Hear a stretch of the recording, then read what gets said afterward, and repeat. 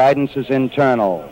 Ignition sequence starts. 5, 4, 3, 2, 1, 0. All engine running. Liftoff. We have a liftoff.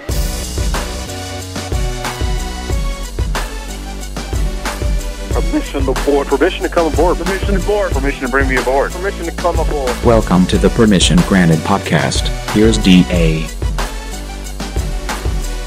No, this is not DA. The voice you're hearing is the king, the dictator, the man of Chubbo Nation, Sean Mraz. I'm getting a chance to drive the Permission Granted podcast today. DA taking off during NFL free agency week. I don't really understand it. He's going to join me by phone in a little bit, a little later on, and we'll ask him why the heck he would pick this week to take off and take a couple days to go down to Florida. I don't get it. Maybe he could shed some light on that. You guys, as always, know you can subscribe to us on SoundCloud. Search DA Show CBS Sports. That'll always come up. We're on iTunes, youtube.com/The DA Show. And we'll always post it on Facebook, facebook.com/The DA Show. DA's Twitter account, DA on CBS. Follow me on Twitter, Mraz CBS. There's plenty of ways you can get in touch with us, and you probably know that by now if you're a frequent listener of the Permission Granted podcast. Well, anyway, this week's interview, DA is not going to do. I'm going to get the chance to crack my broadcasting skills, if you will. I'm going to interview a guy coming up who I follow on Twitter, who I love to follow. If you're a New York Giants fan, you probably know him. His name is Art Stapleton of The Record, who I think just does an outstanding job on the Giants beat. Also does some national NFL stuff as well.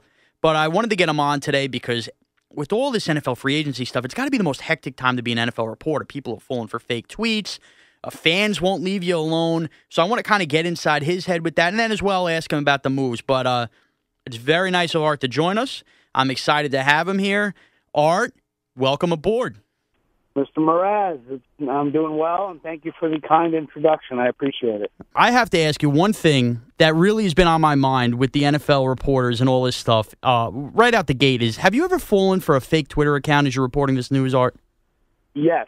You have? Well, you know why?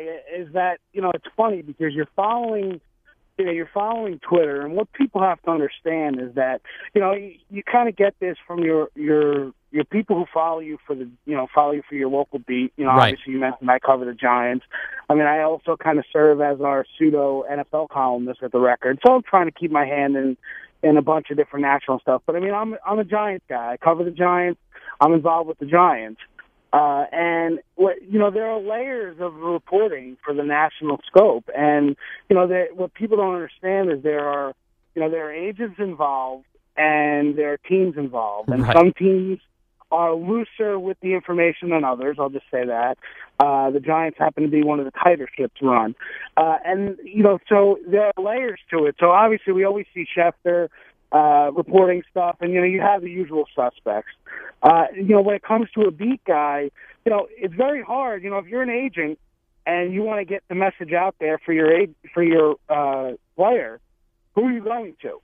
Well, you're going to go to an Adam Schefter who has however many followers on Twitter and a nationwide voice, or are you going to go to a local beat writer like myself who has 10,000 followers on Twitter? So that being said, to give you a little bit of that background, right, the way you fall for those fake Twitter accounts is that if you're just paying attention to TweetDeck, that's one thing. But if you're on your phone, and what normally happens is that if you have alerts on your Twitter account, whereas, you're going to follow, other people who cover your beat, you're going to follow maybe a couple national guys.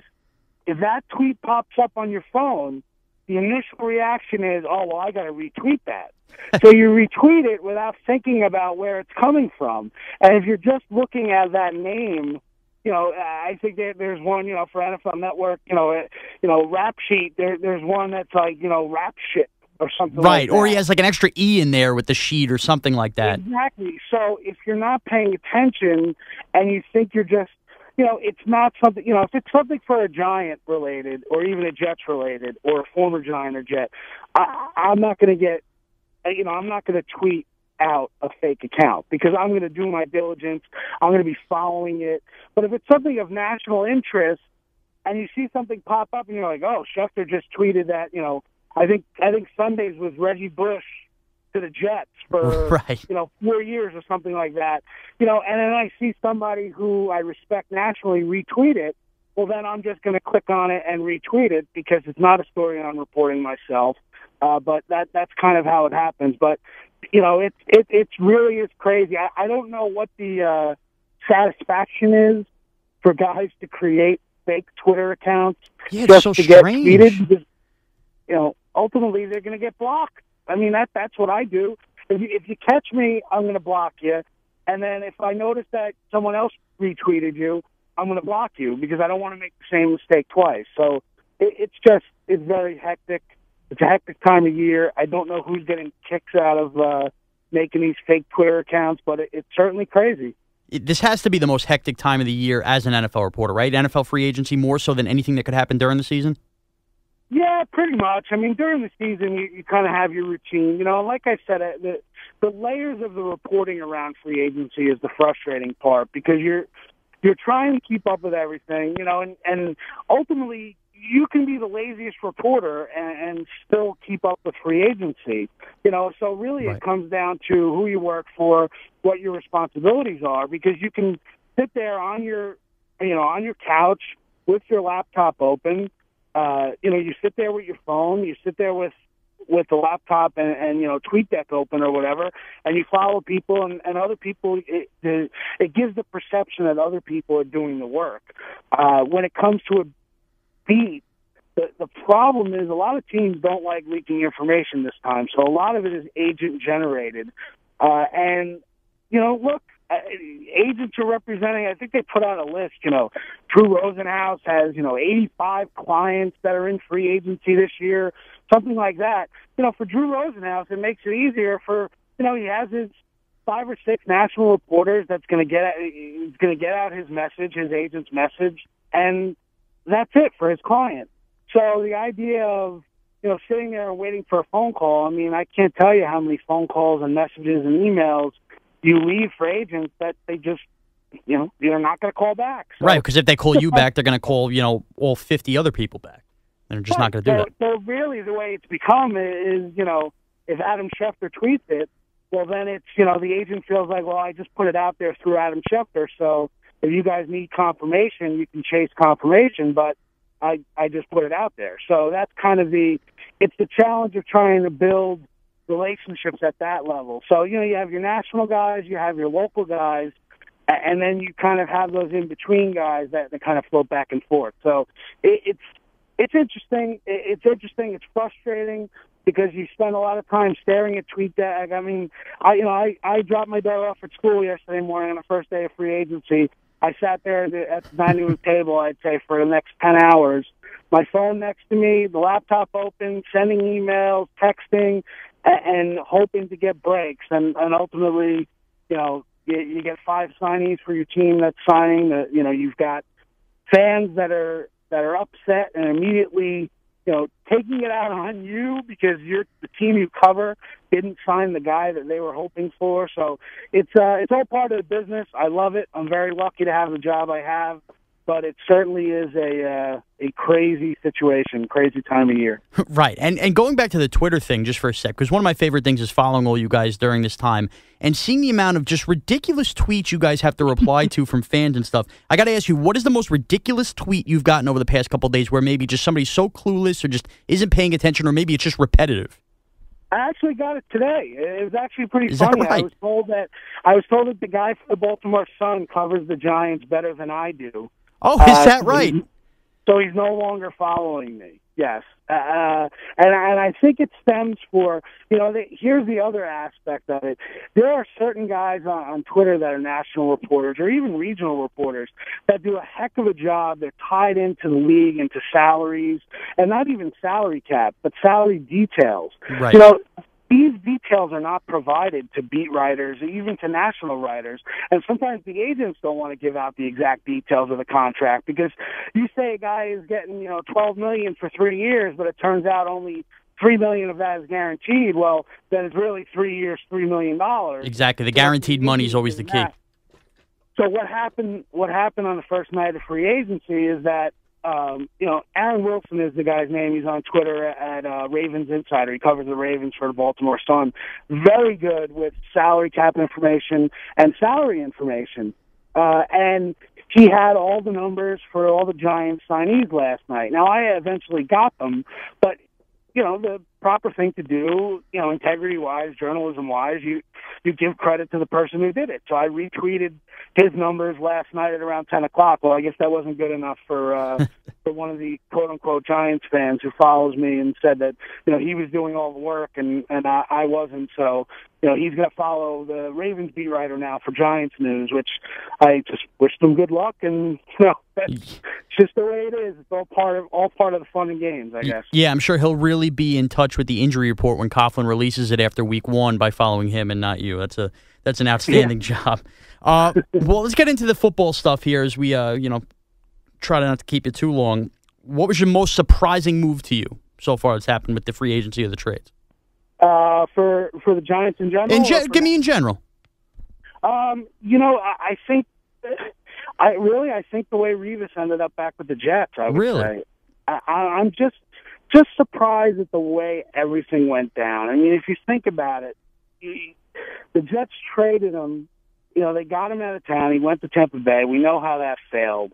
He ends up in New England after being on the market. A year ago, Rex Ryan has got to be sitting around going, you know what, I love where I am, and I'm a Bill now. I'm a Bill for life. But a year ago, if they had given Rex Ryan, Darrelle Revis, and Antonio Cromartie, who is now rumored to be on the verge of maybe picking the Jets versus the Cardinals, he needed 2 cornerbacks for that team. Where would the Jets be last year if they had 2 corners? Now, granted, I understand. Geno Smith. You don't win in this league only with cornerbacks. You need a quarterback.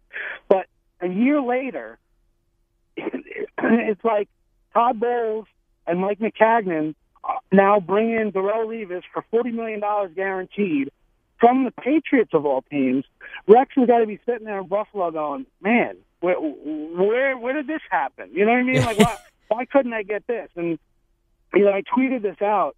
The reality is, think about it. A year ago, there were all this talk about Revis was so upset with the Jets that he had something special planned for them when the Jets and Patriots played for the first time. You remember that? Right.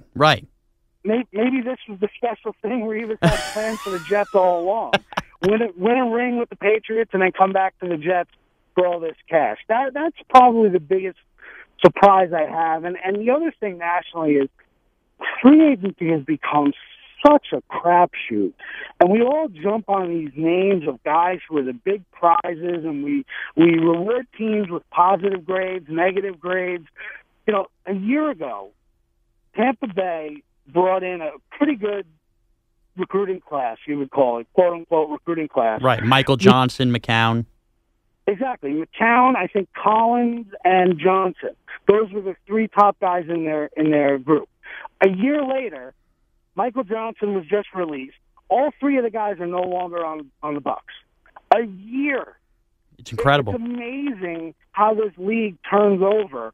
The players say it all the time, the idea of greed, and fans get upset with players going for the money.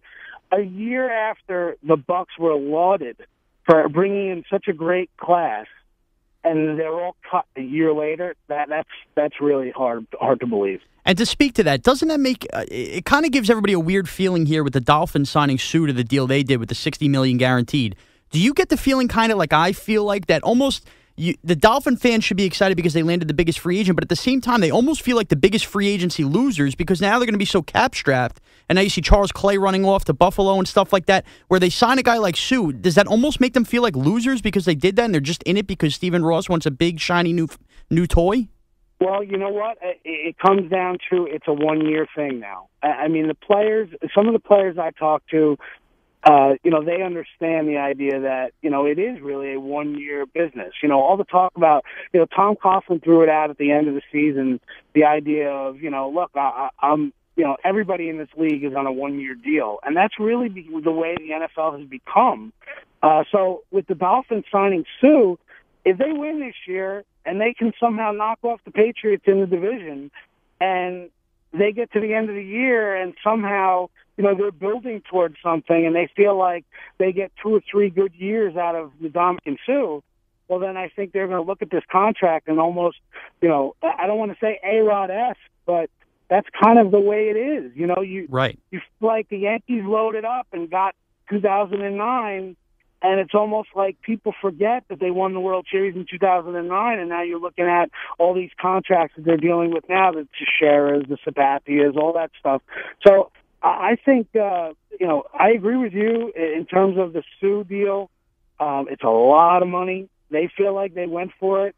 Well, now you got to win. And if you don't, a year from now, who knows what you're going to do with Ndamukong Suh. You're going to pay him off or go somewhere else, or, you're going to be building him a stadium in his honor because you got to get rid of that money somehow. But I agree with that. I think, there's so much emphasis on what's happening today, and no one really is able to pull back and kind of take a big picture approach.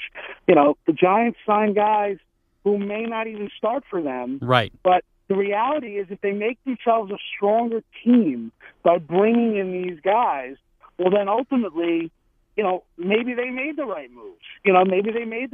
Last year they brought in a ton of guys who were supposed to have a huge impact, and what happened? Most of them got hurt. They didn't even contribute, and they finished 6-10. Exactly. Well, one more before I let you go. Now that you brought up the Giants, I'm a big Giant fan. You see everything happen with the Eagles. The Redskins are a mess. The Giants win the NFC East in 2015 if? Ooh, that's a good one. If this offensive line comes together and is healthy, I think they have 4 of the 5 spots solidified. I really do. I think they need to either get a right tackle or another guard, right, and then make the decision with Justin Pugh. I think this offensive line, if it holds up, I like what they did with Shane Vereen. I do think Victor Cruz will come back and surprise people. Obviously, Odell offensively, and Eli. Eli still has something to prove. The guy's a hungry quarterback and a competitor. Second year in this offense, too. Exactly. So that's one. And again, defensively, it really is injuries. I mean, if you're talking about a defense with John Beeson in the middle, a healthy JPP, and Prince Amukamara and DRC at corner, granted, there's a lot of talk, and I believe it. I would have loved to see them land McCourty because I think Devin McCourty would have fit perfectly with this team. But, they can have, average safeties if they can get Prince and DRC to play at a high level. If Beeson's in the middle of the defense, that changes things. You don't want to use the injuries as excuses because this team, the roster did get away from them the last couple of years, and they've started to rebuild it. I do think that the biggest thing for them is that they've got to get off to a good start. And I know it's cliche, but the reality is they've buried themselves the last 2 years, and they've never been able to climb out of it. And one of the reasons for that has been injuries. And I think they need to make moves like they did on the first day of free agency that protect themselves. And if some of these guys don't pan out, they've got to be able to have answers. And right now they're just in the process of being able to have more answers on this roster than maybe they've had the last couple of years. I sure hope so. Art, thank you so much for your time. I really appreciate it. You could follow Art Stapleton at @Art_Stapleton. Hey, listen, if you're a fan of the NFC East, I know we have a ton of Eagles fans, Cowboys fans. If you're looking for a Giants guy to follow, he is the best Giants guy in the beat, I feel. Art, thank you so much for joining us. No problem, Sean. Anytime. Hopefully during the season we can do it again. All right, welcome into, I guess we're now calling this the transformation part of the podcast. And usually you'd hear DA introducing this, but as we just mentioned in the interview portion, DA decided it was time to take a vacation. So instead, I'm introducing him as now he's going to join me on the phone. DA, are you there? Are you still alive? Yeah, I'm here. Wonderful timing by me, huh? I mean, geez. First of all, we had a whole month after the Super Bowl ends where it's freezing up here in the Northeast. It's a disaster. There's snow everywhere. It's not going away. You could have picked any point in time to fly down to Florida. It would have been great. There's nothing going on sports-wise. You decide to book it as conference tournaments are hitting and the craziness of NFL free agency is here. How do you plan that as a sports talk host? Well, to be fair, I got I got in this vacation, which was a mini vacation. I only took off 2 days, so it's essentially a 4-day weekend. I only took off this short amount of time because I figured it was going to be before the storm of March Madness. I wasn't going to take off during March Madness, and I've been filling in for Gottlieb the last couple of Fridays since he's been flying all over with college basketball. So I couldn't take off a Friday. I could only take off like a Monday, Tuesday, and I figured, well, before next week's March Madness begins, the bracketology begins, before all that hits, and then I couldn't take off, I got to squeeze this in right now.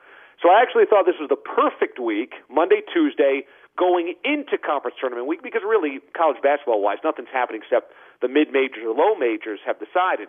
Right. What I hadn't taken into account was day 1 and day 2 of free agency. And to be fair, I don't think the bosses did either, because when I asked for these 2 days off, that never came up. So I don't think anybody realized, including myself, and I had scheduled this maybe a month ago, that this is going to be happening. And then on top of it, part of the reason that I left was because the winter had brutalized me so badly. And so it's you couldn't just say, well, you couldn't take off a different time. I wasn't feeling like I had to escape the Antarctic, the hot land that is New York City a month ago, because my sanity wasn't lost yet. Well, I'll tell you this. You got to know that your sanity is going to be lost at any point during these winters because, quite frankly, it gets this cold every winter in the Northeast. And secondly, I think it's come a point in time where we realize, and we talk about this on the show, the NFL is king, and the NFL has become a 12-month journey. I think we got to look at NFL dates because the NFL drives the horse here and realize no taking off when the NFL comes around. What, are you going to go all the way on the NFL draft now? What does drives the horse mean? I just kind of make up terms as I go. I mean, drives the horse, like the NFL is the... That's a real mixed metaphor there, because either the horse carries you or you drive without a horse, but you certainly don't drive the horse. You might ride a horse, but you certainly don't drive the horse. Well, let's say you're in one of those, what do you want to call them, a tractor? Or not really a tractor. What are the horse and carriage? A carriage? Yeah, I don't know why I said tractor, but if you're sitting back in the carriage and a horse is riding and you're sitting there with the leash, like Kramer in that episode of Seinfeld, aren't you technically driving the horse? You're not driving the horse, no. The horse is pulling the carriage. You might be riding the horse or riding the carriage, but you are not driving anything. Driving would entail an engine, a motor, an automobile under you. See, I don't know. I disagree. So there was a point in time where horse and carriage took you everywhere. The Amish still use that, obviously, and you didn't have cars. So what, the term driving never existed when you were sitting back there having them pull you? I can tell you this. I don't think the Amish wake up in the morning and go, let me go drive the horse. Right now. I don't know. That would be a good question. It might be worth, getting somebody on with a little more expertise on that. But yeah, so essentially what I meant was, okay, the NFL is the horse that carries us. So on big dates and stuff like this, I just think, me and you both, we can't be taken off on big NFL dates. I think it was inexcusable by you. All right. Well, look, maybe those are not the best 2 days, okay? Maybe those are not the ideal 2 days. But there really isn't an ideal 2 days, I suppose, until, right after the Super Bowl. But, at this point in time, it's like the NFL, there's always something. Because if I would have taken off the previous week's 2 days, we would have not been in the middle of the LaShawn McCoy trade. True. In the previous 2 weeks, who the hell knows? So all I know is this. I mean, people's heads are exploding over free agency. We'll obviously talk about this on the show over the next couple of days. I'm sure we'll talk about this incessantly. But I mean, on my trip back, now I'm back in New York. I'm on JetBlue, so I'm watching some TV. I'm watching some of the talk shows, watching some of the opinion shows, listening to some of the podcasts, listening to sports talk radio down there. I mean, it's like talking heads can't help but fight about things. And I kind of don't understand. We didn't get into this the other night. Why does Stephen A. Smith feel the need to have to drop the race card in the middle of this? Why are there talking heads just constantly looking to create bleep storms? It's yes, there's free agency. Yes, there's player movement. Yes, there's things like this. But there doesn't have to be this kind of secondary. People that are anti-Chip Kelly think he's the worst. He's an idiot. People that are loving Chip Kelly are like, I was right. See, he's a genius. Stephen A. Smith is calling Chip Kelly a racist. I mean, it's like, why can't we just report and have, somewhat of an opinion? It has to be so far one way or the other. It's crazy. It is nuts. Well, the Stephen A. Smith thing was one of the stupidest things that happened out of the week. But you're right. It's again, I think it's the Twitter-driven world where no matter what, I mean, how many of these fans, I brought this up with Art Stapleton on the interview, how many of these fans sit there with their favorite teams and they either love moves or hate moves, and in reality, they've never really seen the player they signed. Everybody always has to give their 2 cents and give their opinion, especially at a time like this. I just don't understand it. Which I'm okay with fans being really excited or really depressed or whatever. I mean, that's part of the fun of living and dying with your team. What I think, though, is that the mass media, the sports media, has now become the crazy person on Twitter. And it's like everything has to be beating your chest. The Chip Kelly thing is it's really a fascinating test case in how sports media is so warped now, because you're either rooting for him or rooting against him, calling him an idiot or calling him a genius, calling him a racist or calling him a mastermind. There's nothing in between. And why? Just simply because he's the most aggressive out there? It's kind of crazy. And we touched on this last night. In the middle of all this, nobody is even mentioning Deflategate, which is now 5 weeks later.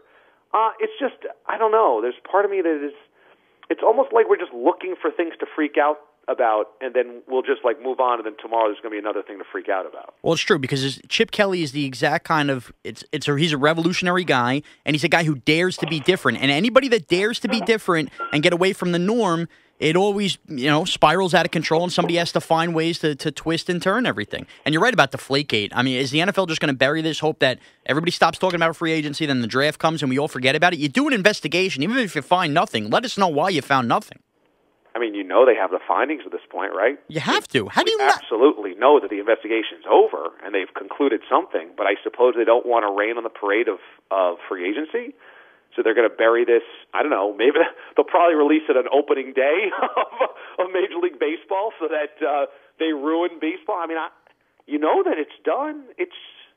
I don't know. Also, the Des Bryant thing, and I know we touched on this, doesn't this strike you as the most unprofessional thing that Mike Florio could have possibly done in saying that he essentially concluded that the video existed, right, and that the video was going to come out? I mean, this is a guy that's as connected as anybody. He is a pregame and postgame analyst on Sunday Night Football, which is the preeminent game every week. And he wrote that eventually this tape will come out. So that is concluding that there is a tape. There is a tape. And, of course, it will come out. 10 days later, we're not even talking about this because it seems like there's not a tape. I mean, and that's just going to get buried. That's what I mean. It's like the Twitter sphere and needing to be louder or brasher or whatever, or get retweets. This idea of retweets is like now that's what you say in real life is like what you would say on Twitter to get retweets. And a lot of this is really unprofessional. I don't know. And the NFL also drives people crazy. Like, you don't see this happening with Major League Baseball. It's just like I don't know. It's a much less emotion-driven media, I suppose. I mean, I don't know. There's problems with all media, I suppose, but it just seems crazy to me. It does seem crazy, and you're right. It almost seems like people can't wait to, even if they hear a rumor, to float something out there just it's a lot of, like we've talked about, when there's smoke, there's fire. Well, I guess not every time there actually is fire, and everybody just wants to be the first one to have the story so they could beat their chest out in front of other media friends and say they had it first, when in reality they probably didn't actually have anything but a simple rumor. Yeah, probably. Like today on JetBlue, I was watching Colin Cowherd's show, and I generally really like Colin, and he had Schefter on today, and he brought in Schefter and was basically like blowing the bugle that Schefter had gotten the DeMarco Murray story to Philadelphia right. And it's one thing like okay, pat him on the back, yeah, Schefter, you broke the story. But Schefter breaks 1,000 stories. This is probably not even a top 10 story of the year that he broke.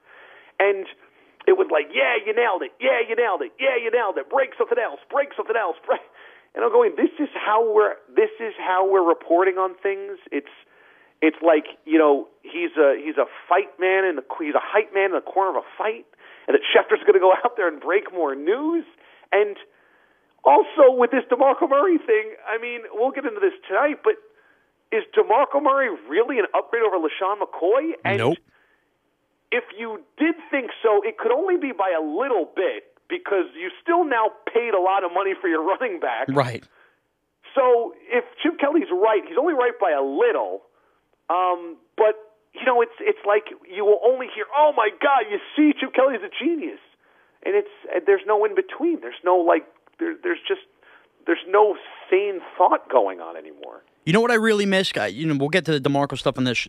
With all this Twitter stuff and everything like this, I miss just 10 years ago when news like this used to break with free agency. How great was it watching ESPN when a breaking news thing hit on the bottom line and it actually was breaking news, not, an hour later because we have Twitter now? I kind of miss that feeling like when the breaking news bleep used to come up and you're like, okay, what's going on here? Now you know everything instantly. I kind of feel like we lost a little of that. That excitement isn't there anymore. Yeah, well, how about the day that Sam Bradford was traded for Foles and all that stuff was going down? I guess that was 2 days ago. Right. I mean, you couldn't stop refreshing Twitter, right? So I guess that's the new waiting on the bottom line to see something break. I don't know. The NFL has now created hysteria, and I don't know if that's a good thing. It's just everybody is so hysterical about everything that I'm like, can we just take a deep breath? I mean, I don't know. By the way, what are the Giants doing with Shane Vereen? I mean, really? $16 million for Shane Vereen? I like it because I think he fits the offense. I think he's a pass catcher, and when the Giants' run game was at its best, they had Jacobs, Bradshaw, and Derek Ward. They could always fit three guys in that offense, and he's a guy who can line up in the slot if Victor Cruz isn't fully healthy yet and catch those kind of passes. If we've all decided not to spend money on a running back, why would you spend money on a B-list running back that can only do one thing? Well, it doesn't take up that much of the cap. I think his guaranteed money isn't that much. As a matter of fact, what they gave more guaranteed money to is that Dwayne Harris, a kick returner, he has $7.1 million guaranteed. Who gives that much more money to a game? He's not Dante Hall. I think that was a bigger issue than Shane Vereen. I guess. I think Shane Vereen's value, though, really was enhanced by two things. Stephen Ridley going down, so that made Vereen kind of the number one option until they got LeGarrette Blount. And then when Blount was ineffective in the Super Bowl, I don't know, I just think Shane Vereen's such a one-trick pony. But there's been a lot of weird signings out there that you're like, you gave that much money to them, to that guy? Right. I don't know. But I guess that's always going to happen in free agency of all sorts. But have there been a lot of signings? Like Ndamukong Suh, that's a lot of money, but Ndamukong Suh is a superstar. There's been guys that have just gotten so much money, I go, wow, that guy deserves that much money? I mean, I would barely blink if he wasn't even signed. Well, that's why you got to be careful. Me and Art had just discussed this, too. The Buccaneers, how about they already released now McCown and Michael Johnson, two of they were supposedly the winners of free agency last year. Those guys aren't even on the team a year later. And look at the Dolphins getting rid of everybody that they signed a couple years ago and still looking to get rid of Wallace as well. When you don't sign the superstar and you spend a lot of money and reach for guys, it blows up in your face 9 times out of 10. That's why that Eagles thing is really weird. Is that you never want to build that way. I mean, I like Byron Maxwell, and I think the Eagles were smart to spend money on him. But in terms of trying to just kind of like buy all the rest of your roster, that just seems like such a bad way to go. And also, how is Sam Bradford a better option than Nick Foles? I don't even like Nick Foles, but at least Nick Foles plays most downs. I mean, I know he was injured last year. But Sam Bradford, why would you ever hitch your wagon to Sam Bradford? It makes no sense. You know that Mark Sanchez is going to end up starting a game or two this season. You know that's going to happen. If Sam Bradford is, in fact, your starter. I don't get it. Do they really hate Nick Foles that much? I know Kenny used to hate Nick Foles. But if you're the Rams, think about the picks you got. You got Nick Foles. I think you feel real good if you're the Rams. You felt like you were kind of a quarterback away with everything with that defense.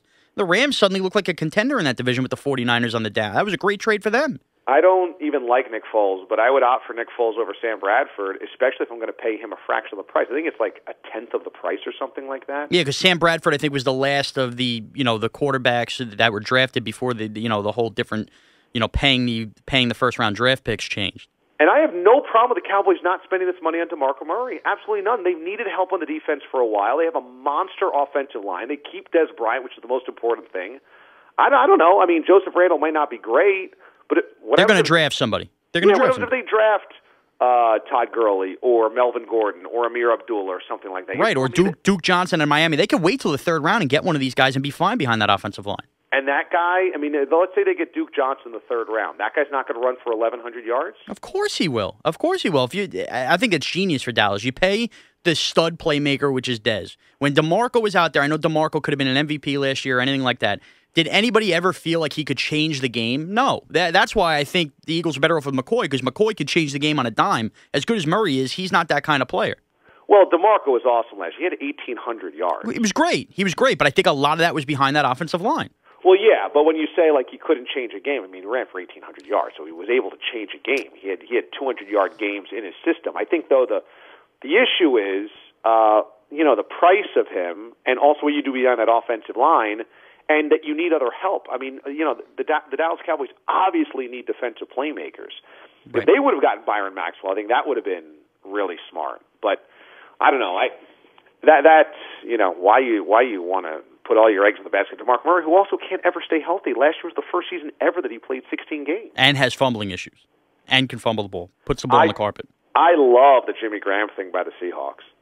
Oh, I do too. I hadn't thought about it until last night's show when I was thinking about the topics, and I'm like, well, the rich get richer. But you know what? Spot on. While you're not paying Russell Wilson, keep going for it. I like it. That really... Not being satisfied with one Super Bowl and losing in another and just trying to go all in while you can and while you're really not paying your quarterback, why the heck not do it? I agree, and I think that Ross Tucker brought up a great point last night, that part of that trade might be to kind of like shake the Seahawks players out of the doldrums for having how they lost. I mean, think about it. I'm not predicting that they're going to win another Super Bowl, but let's say they're like 10-0 next season, or they're 11-1 or something. And what will we keep saying? Man, they were a dumb play call away from being back-to-back champions and 11-1 right now. If they win another Super Bowl, we're going to keep going back to, man, they were a dumb play call away from being a three-peat. So how do you shake that? You have to kind of like really inject some, man, we're going for it again. Get these guys fired up. And Jimmy Graham, it fills a million needs for them. They needed another pass-catching target. He's awesome in the red zone. He's in his prime. And it gives you the holy crap, here they come again factor. I think it was brilliant. I do too. And it also takes a little load off Marshawn Lynch, who's not getting any younger. Obviously, he's kind of weird in that way where you weren't sure if he was coming back. He's probably here for 2 more years. And you know what? You could take some of the tread off his tires during the season, maybe throw a little more than you would because you have that target in Graham, especially in short yardage as well as a tight end, and give Lynch less carries where maybe he's fresher for the postseason. Yeah, and people are saying that the Chiefs overspent Jeremy Maclin. I think that's a smart play by them, too. I mean, you kind of have to overpay, and I know I was just talking about, wow, guys got that much. Yeah. But they desperately need a wide receiving target. And Macklin's really good. I mean, I think he kind of got overshadowed because of LaShawn McCoy and Deshaun Jackson the last couple of years. I think Macklin's awesome. I thought that was smart. It was a lot of money, but you're right. They needed a playmaker there. Also, he has the Mizzou ties, so going back there, he has the Andy Reid ties. So it was a good fit. So you would think he'd play better, be more comfortable, and he proved himself going off the ACL. So I think that works too. It's a little overpaying, but you got to do what you got to do. The funny thing is, the Jets steal away Darrelle Revis, and you still know nobody in that division is as good as the Patriots. All 3 of those teams made moves, and all 3 of those teams got better, and all 3 of those teams won't come within 2 games of winning that division. Because no matter what, you put the Patriots in there for 11-5, 12. 11-5 would be a down year. They're going to be 12-4 probably. And does any of the other teams get to 10-6? Maybe. I mean, if the Jets. Well, I guess the Dolphins could be 10-6. The difference between the Dolphins, the Jets, and the Bills is the Dolphins at least think they have a quarterback. The other 2 don't. Yeah, and unless Matt Castle somehow shocks everybody, or E.J. Manuel shocks everybody, it's going to be hard for the Bills to get to 10 wins without a real quarterback, no matter how good everything else is. And the Jets, I think their quarterback situation is even worse because I think Geno Smith's a bum, and Ryan Fitzpatrick, we know, is a bum. Right. The Jets are probably undecided because they're the one team of the 3 that still could end up with Mariota. If Mariota's there at 6, I have a hard time believing the Jets pass up on a franchise quarterback. Yeah, right. That's true. Yeah, it's been interesting. It's been so weird how everybody just has to freak the bleep out all the time. By the way, with the remote last night on remote, that's the first remote DA show broadcast for James Ward. How did he handle it? He was a little nervous going in because he had walked in to work 2 hours before the show starts, and he had no idea you were even going to be on remote. Oh, boy. Yeah, which is kind of part of the problem with the new Showtime, how we don't have the one consistent board up, and we alternate him and Steve-O depending on the nights, is he wasn't even aware because by the time we had found out or whatever, he hadn't even worked. He had taken a couple days off. So he was a little nervous. I set him up with the Zap and everything like that. But at the same time, he works on the weekends where a lot of guys are doing remotes from all over the country and stuff like that. But he's usually in the chair I'd be in. Right. So over there, I think he got a little taste, and I think he's going to be a little more humble to his board ops on the weekend and realize that it's not that easy. It's not easy. You know, when we put up phone calls for you, the listeners might know this. You know, you could easily take him in studio when you're on remote. We got to punch him up. It's different, but overall he hung in there, and he'll be better for the next go around. It's funny, when I was doing it last night, I noticed all the things that didn't run as they normally would when I'm in studio. And I thought that the microphone sounded a little bit off, and my whole finicky thing about the microphone sound. Of course. There was, certain sound bites and, timing and delays and everything like that. And when I got out of there, I said, okay, it was fine, but it wasn't our best effort. And then I listened back to maybe the first 2 hours, first 2.5 hours or so on the flight, and you couldn't really tell the difference. Honestly, in the playback, it sounded way more like I was just normally in the New York City studios. Right. Other than the drops, I thought, obviously it sounded a little different. You could probably tell that you were sounding remote, but we're also radio guys that could tell that. If you're listening on an AM frequency somewhere, you probably can't tell. But overall, I thought the show, it went fine. Could it always go better? Of course. Every show could always go better, but I think we did a fine job. I actually don't know if you could tell from the audio quality that I was on remote. It sounded really clean, and I know when we were kind of tinkering with the sound during one of the commercial breaks, the engineer at QAM in Miami came in, and he's like, "What are you tinkering with? I think it sounds fine." And I was like, "I don't know. It sounds weird in my headphones," and I'm going back and forth with you guys. And he's like, "I think it sounds fine. I think you're crazy." And then, sure enough, when I listened back, I'm like, "I was crazy. It sounded. I thought it sounded just like any of our other broadcasts would on that side of the listening side." So you know what? Since I felt that way, I think you're making me neurotic now and making me think like you. It's distinctly possible. I mean, I can be very detail oriented when it comes to. You think? I always say you like Mike Mussina. Didn't want to fly to Japan. Ate peanut butter and jelly in his hotel the whole time. Doesn't like to be fray from the different. I didn't realize that was a Mike Mussina thing. He did not want to fly to Japan? Oh, yeah. When the Yankees had to go to Japan to open up their season, Mike Mussina was the guy putting his foot down going, I'm not going. Obviously, he had to go as part of the team. And when the team went out to dinner and everything like this, he was so angry and so ticked off that the reports came down that he brought his own peanut butter, jelly, and bread and stayed up in his hotel room, and that's all he ate the whole trip and didn't come down unless for the games. The funny thing is that if I went to Japan, I would love it because I love Japanese food, and right. I would be totally into eating everything, the sushi and the seafood and the new cuisine. But so he was so married to his routine. He's so routine oriented that he didn't want to have to get on a plane, fly that long, and be sightseeing and doing all this other stuff. So he just stayed in his hotel room and ate peanut butter and jelly while everybody else was out. I mean, that's pretty funny that he would go to Japan and eat peanut butter and jelly. Hey, it's not Captain Crunch and coated peanut butter and jelly, but hey, he had to do what he had to do. After that segment last night with how fat that, and I can call that sandwich fat. I mean, let's face it, it's very fat. I went to the airport today, and God, when you go to the airport, you really realize how out of shape America is. Oh, there's no doubt. A lot of sloppy people. Yeah, I don't know what it is about flying. Maybe it's because everyone's at their worst, or they're just waking up, or they're in, comfortable clothes anyway. Maybe because they're eating poorly on vacation, or, You know what? I bet you get a lot of puffy flyers because they're out to eat every night and they're full of salt after a week. It could be. It could be, but I'm sitting in the terminal, and I'm like, I just noticed a few couples that were well overweight, and I'm going, okay.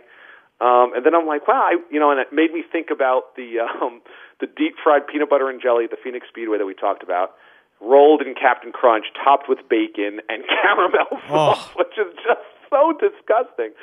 And I'm looking, I'm like, I wonder what the ratio of in-shape people to out-of-shape people. We're far more out of shape than anything else. Yeah, I would say it was a good 6-to-1 out of shape, maybe 3-to-1 out of shape to in shape. And again, maybe it's just something about travel, but boy, when you go and you see America, you realize we're not doing so well in the health department. We're not. I think I represent America strongly.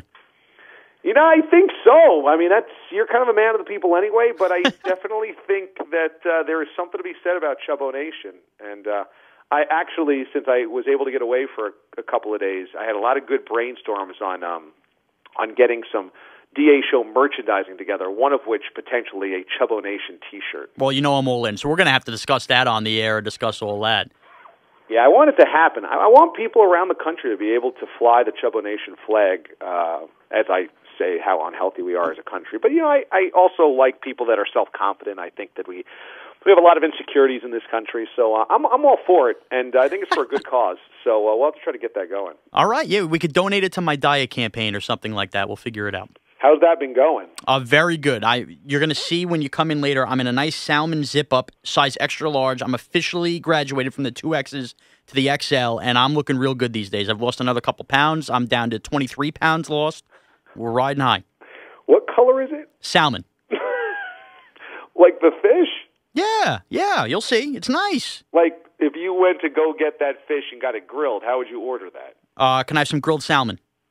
You pronounce the L. Yeah, that's how it's spelled. I think it's a silent L, like a salmon. No, that would be the L outfielder for the Angels. You pronounce the L, Salmon. Like John Salmon. Yes, 100% you do. Instead of Tim Salmon. Exactly. You'll see when you come in. I'm going to look nice and pretty. Okay, I won't see that you're correct on that pronunciation, though. All right, well, we'll figure that out. We'll play back some YouTube clips, and we'll decide who's right. Okay, I'm excited to see how skinny you are. Yes, thank you. And I got a haircut. I got new sneakers. You're going to like the way I look. It sounds like a Men's Warehouse commercial. It is. Well, DA, I've kept you far too long. I got to get Bully Berman here on Side B. I'm sorry I have to let you go on your own podcast, but this is what's got to be done. This is how the world is going now. Okay, talk to you later, Mraz. All right, welcome into Side B of the Permission Granted podcast. Have you heard enough of me yet? This is your executive producer of the DA show, Sean Mraz. Special thanks to Art Stapleton. That was a great interview, great insight, and really gives you some inside the head of what it's like being an NFL reporter and dealing with all the stuff that goes on in Twitter and being punked by a fake tweet, which is interesting. Now, on these Side Bs, we've had our associate producers, James Ward, Steve Moralia, join us since the new year, since the start of the new show. Decided this week was time to change things up and go to a guy we had interact with me and Kenny on Side B, one of the last podcasts before Kenny left CBS Sports Radio. And that man is none other than the bully, Jay Berman. Jay, welcome aboard to Side B. Let me just say it's a privilege and an honor. I'm glad that I was able to return to your good graces. Let this not be the last time Uncle Jay Berman makes it to the Side B. Is that what we're calling you, Uncle Jay? Well, Jay, the main reason I'm allowing you to do this is because you said something very nice to me, which is a far cry from you. And you came in first, you made a comment briefly about my shirt that I'm wearing, and you called it a schmedium. I'm wearing a nice polo as it's now 60 degrees out. But then afterwards, you came back and you said, you know what? You actually look like you lost weight there. And by the way, you look good when you cut your hair. I got my hair cut. So I want to thank you for the compliments that they say this is the reason you're welcome to the board. More compliments, the better. High on your horse today, Shawnee, huh? Very high on my horse. If I knew how to ride a pony, I'd be a pony. Let me just say this. What? I don't know what that means. Neither do I. But I would lose the wife beater. What do you mean? I think when you are wearing a golf shirt, a collared polo shirt. Right. What do you want me to wear underneath? Nothing. No. I need something. Why? Here's what guys like the you, wife beater doesn't cover up the pits anyways. It's not about the pits. I'm going to debunk a myth, and we've discussed this in the show. It's about the moves, isn't it? No, it isn't even about that. It's not about the pits. It's not about the moves. You may not be aware of this, and I've discussed this on the show, and you're a pencil. You're a stick figure. Basically, anything you eat doesn't matter. You basically fart it out with your bowel system, which is disgusting. Here's the bottom line, Can't Jay. argue with that. When you sit down and you sit next to a fat guy, a chubby guy, a husky guy, anywhere in public, is there anything worse than seeing a little bit of that roll come flopping out underneath? Or a little butt crack? Is there anything worse than a little butt crack? It's muffin top. Yeah, it's bad. So I'm aware of that, and I'm very self-aware. So anything I wear... So essentially what you're saying is it has the effect of Spanx. Of course, you tuck it in. Why don't you actually get Spanx then? They make them for men. I don't want to get Spanx. Dude, these are basically $5 at Walmart to get a pack of 6. But you should, speaking of trying to debunk a myth or debunk a reputation, you should be doing that because you come from the South Shore of Long Island, which is essentially the cesspool of cesspools. It's the armpit of America's ass crack. Most expensive place to live in the country was voted. The South Shore of Suffolk County? Of Long Island in general. Get lost. Yeah. Get lost. No, I don't live in the Hamptons. But yeah, that's why, Jay. You would much rather have me wearing this How could you even see that I'm wearing a beater, by the way? Well, that's the point, is that I shouldn't see you wearing a beater. So did you see what wanted to be butt crack but was beater instead? With your Joe boxers sticking out? Oh, no, I'm not wearing Joe boxer today. What do you got today? Calvin Klein? No, JCPenney brand. JCPenney. Splurging. Huh? Listen, I'm on a producer's salary. What do you want me to do here? If that's what you call it. It is. Now, also, I have noticed a lot of people make fun of Chris Moore, former host of the Mojo Show, has made fun of me for this. I go to the barbershop every 2 weeks to get a haircut. And I'm balding. I think we should make it once a week. I'm being sincere. This is what we're going to get into. I'm balding/bald, essentially. I have the old George Costanza horseshoe. It's gotten worse, basically, as every month has gone by. But the stress of producing the DA show, the mothership, has left you in shambles physically. It's something about it. It's unbelievable. So, essentially, what's happened to me here is I'm losing my hair, but I don't want to just bick it. If I bick my head... You don't have to bick it, but you need to keep up with it as it is right now. Right. So if I bick my head, though, I'm going to end up looking like A, Butterbean, or B, if anybody from the New York here is familiar on SMY, Chris Carlin. Yeah. Heavy set guy, shaved head. You could basically... Pumpkin for a head. It's almost like a mouth grows on the back of your head because, I got some fat rolls on the back of the head a little bit. Not bad, but a little bit, and that becomes more noticeable if you don't have the hair. So I keep the hair around, but as you mentioned, the hair has to stay as almost tightly buzzed as possible, and I think it looks good and it looks fresh. I agree, but you don't do that. You don't keep up with that. I get it every 2 weeks. How much more do you want me to go to this barbershop? You looked like a buffoon yesterday. I did. It was just, I was frumpy. I was disgusting. And then today I go to the gym. I go get my hair cut in the morning. I come out. It's like I'm a brand new man. It's amazing what one little buzz haircut could do. I go from ugly to gorgeous. Do you trim the goatee? Yes. Does he trim the goatee? When I sit down, it's a 10-minute process. Gives does the buzz over the head. Buzzes my eyebrows down because those can grow. I don't want to be the old man, with the eyebrows all over. Keith Olbermann. Right. He'll shave a little with the straight razor underneath and above the eyebrow, and then he'll line up the beard and give it a little buzz down to keep it, because I don't want one of these Brian Wilson beards eventually growing. And it gives me a nice Jay Glazer-esque look. DA thinks that's good for me. What do you think? I think what the most important thing is what you think of it. Who cares what DA thinks of it? But I'm an image guy. I need everybody to know that I'm handsome. I think you are handsome. I saw you get married, believe it or not. I look better today than I did on my wedding day. Do you think? 100% I do. Why? What was wrong with... I was 20 pounds heavier on my wedding day. Really? Yeah. Boy, I must be doing a good job of losing. I swear I was 20 pounds heavier on my wedding day. Get the hell out of here. Yeah, you wouldn't believe it, right? Wait, didn't you go into stretch drive? I did, but let's be honest. There was a lot of secret Taco Bell drop-offs and stuff like that. And then plus, it also got so the point. You essentially lied to her. No, I didn't. Not only that, when I tried my tux, they warned me not to lose too much weight, and I took that basically as, well, don't even bother them because you got to fit in the tux that you've already tried on. Talk about things you can't tell Sean Mraz. Don't worry. Don't lose too much weight. No, exactly. So now I've gone into, I'm 20 pounds lighter today than I was on my wedding day. A lot of it lost on my earlobes, elbows, and knees, but nonetheless, it was lost. Let me ask you a question. We both have a colleague who does not work for CBS Sports Radio, but works for the CBS family, who you had a contest a couple of years back. A big guy as well. You guys tried to get into a little weight loss contest. That was when the CBS Sports Radio Network first started. Yeah. It was the first one to lose 20 pounds. I finally lost it. Do you think maybe we could do something like that again? I'd be more into it now. He's got the Rex Ryan boiler going on, too. That guy's got it goes all there, he right does. there. And his name, I don't care to say it, it's Mike Carver. But you're right. He's got the gut's going, but he's got more of a beer build. Like, he's kind of like a snow cone. Like, his legs aren't that thin, and then he comes up, and it's almost like a couple scoops of Baskin-Robbins sitting on there. He can rest his arms on his stomach. I used to be able to do that. Well, I still can, but that was a big thing. And that's where the Buddha belly came into play. Yeah. Kenny was big on calling me out on that.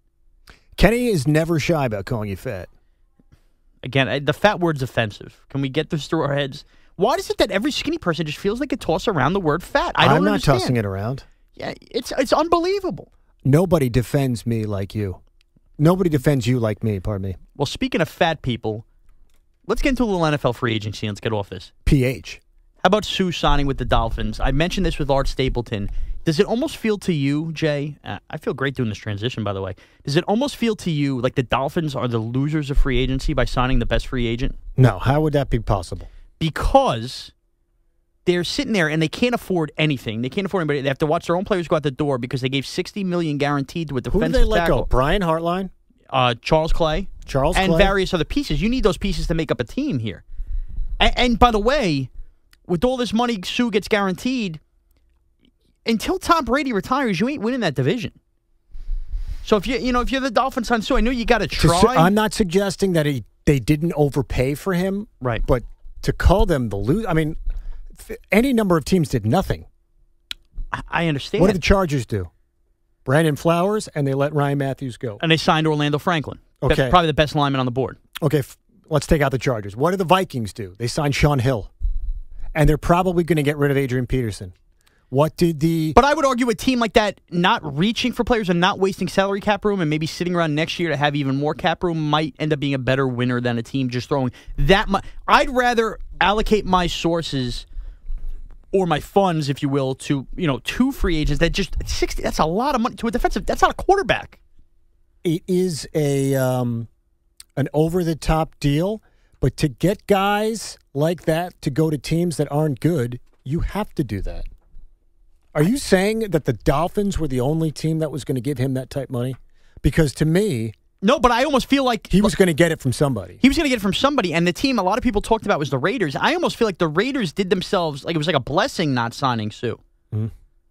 I look at it like this. The team he need, and look, the Dolphins I don't think are going to be a Super Bowl threat, but I look at it like this. A team that might have been wise...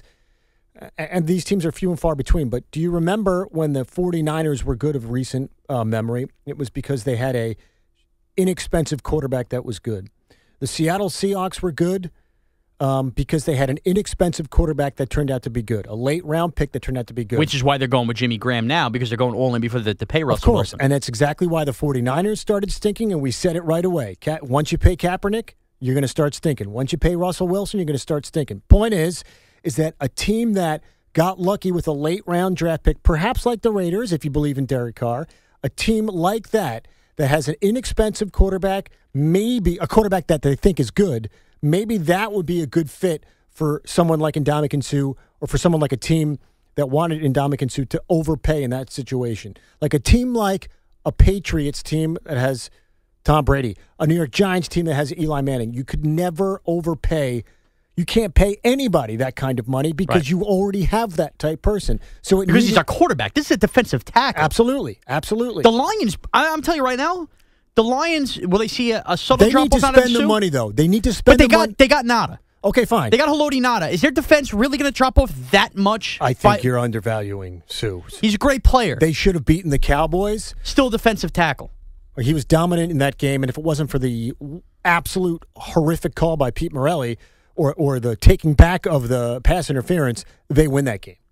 I just think you're much better served if you pay a defensive end that can rush the passer and a decent run-stuffing tackle combined the same price you'd pay Sue. Don't forget, Vince Wilfork is still out there, which is, I know he's older and he's probably going to get more money than he deserves, but someone like that. Like, what if the Lions went and put Wilfork there, too? Now, they probably won't because they have Nada. They're essentially the same position. Right. But that is a big inside defensive tackle that's going to get money. Well, I'm not trying to undervalue Sue. I'm just saying. I think you are, but it's also one of those positions because the linebackers and the defensive ends tend to get more sacks. You don't hear about those guys a lot. Well, his numbers aren't going to show up in the stat sheet. He's going to take on two blockers. It might free up more for Wake. And listen, the Dolphins' defense is going to be better. And the Dolphins. Do you think the Dolphins are better than they were last year? Because I do. Yes, they are. Okay, so then how are they But losers? I don't think they're winning a Super Bowl, and I think this move, let's say one next player doesn't put you over. Okay, but here's the thing. They might need one or two pieces that become available in free agency next year and won't be able to make that move because they spent $60 million on a defensive tackle. It prohibits you going for this immediate season, yes, but that money's going to be still guaranteed. Seasons 2 or 3, that could prohibit them from going to that next level. On seasons which, by the way, one of these seasons eventually Brady's going to fall off a cliff, you would think. So you're saying there's no spot in the NFL for someone like Ndamukong Suh? I just think, of course, he could play in the NFL. He's a great player. I don't mean literally. I mean payroll-wise. Yes, I just think the position he plays is not a position of high value in which you should be making that much money guaranteed. He should not be making quarterback money. He should. He's making more than quarterback money. I know. He just, in my mind, I wouldn't want that on my team. I would not want that on my team. Yeah. Well, I mean, he's going to have to deliver now. I think the Dolphins are improved. Look. All right. Here's a good thing. The Dolphins are improved, right? They got the best player in that. Are they now the second best team in the AFC East because the Bills and Jets improved? Are they the second best team in the AFC? Honestly, I cannot distinguish between the Jets, Bills, and Dolphins. I don't know who's better. Now, truth be told, I'm probably being a hypocrite here. I'd probably say the Dolphins are because I at least feel like they have a quarterback and the other two don't. I don't love Tannehill. But, I mean, Matt Castle, Geno Smith, Ryan Fitzpatrick. But, I mean... Give me Tannehill. Okay, fine. Jets sign Revis, and they're still, I think, fourth in that division. It is amazing, and obviously we're in New York, so it's a New York perspective here, New York bias. But it is amazing to me, and I'm not suggesting that Darrelle Revis is not one of the best corners in the game. But it is amazing to me how much the Jet fans' love and perspective on things has changed since Revis. He's good. He's great. But the Jets are not, to me, still not an above-average football team. No. Well, here's the thing. If they sign Cromartie and they have Revis and they sign Buster Skrine, a big part of their team is corners. Cromartie stunk 2 years ago with the Jets. How is it? He was old and in the way in Arizona. I don't.